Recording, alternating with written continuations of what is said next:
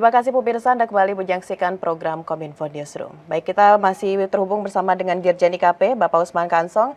Pak Dirjen, kita lanjutkan pembahasan. Ini ada hal yang ingin diketahui juga Pak oleh masyarakat. Sebenarnya apa penyebab dari Perpu Cipta Kerja ini terkesan lama mendapat pengesahan di DPR, Pak Dirjen? Apakah Perpu Cipta Kerja telah memenuhi syarat formil seperti yang diatur dalam undang-undang, Pak Dirjen?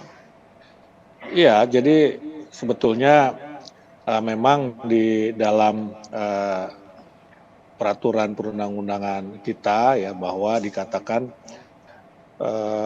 Perpu yang dikeluarkan oleh Presiden ini akan mendapatkan persetujuan pada masa sidang berikutnya begitu Ya. ya. Nah ini pertanyaannya kemudian apakah sah atau tidak begitu. Ya ini tentu saja banyak pendapat dari kalangan ahli hukum ya, kalangan ahli hukum. Jadi sebetulnya pengesahan yang akan dilakukan besok itu sah ya secara hukum.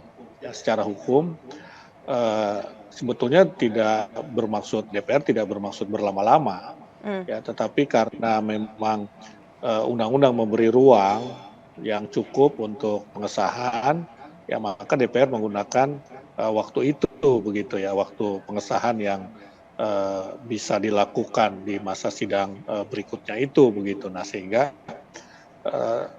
tetap besok itu pengesahannya ya sah secara hukum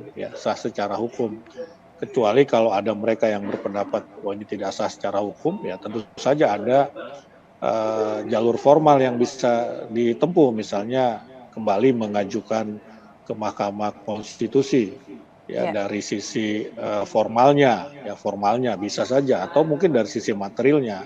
Nah, tetapi tentu saja kalau ada yang mau mengajukan lagi JR Judicial Review ke Mahkamah Konstitusi ya pemerintah itu adalah hak hukum dan pemerintah siap dan harus siap untuk menghadapinya. Tetapi dengan pengesahan ini, pemerintah berkeyakinan, ya optimistis bahwa kalau nanti ada yang mengajukan judicial review, terutama terkait dengan syarat formil tadi itu, ini kita tentu saja siap menghadapinya begitu. Pemerintah akan siap menghadapinya.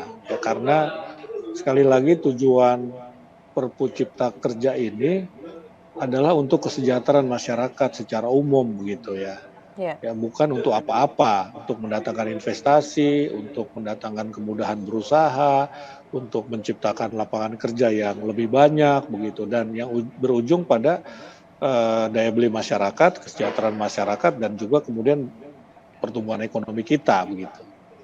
Baik, menjadi catatan bahwa pemerintah sudah sangat siap dengan apapun yang terjadi nantinya hasil dari paripurna yang akan dilaksanakan besok.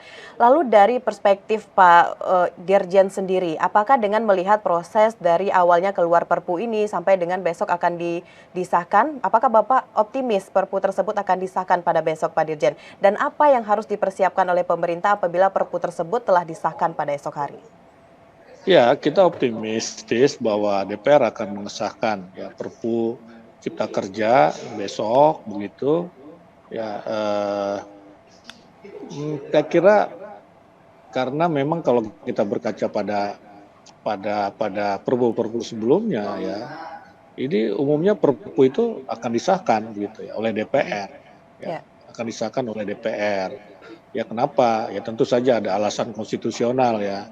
Ya misalnya tadi ada kegentingan, kedaruratan, kita perlu dasar hukum, ada kekosongan hukum misalnya. Nah ini pertimbangan-pertimbangan itulah yang membuat selama ini ya Perpu itu disahkan oleh DPR begitu.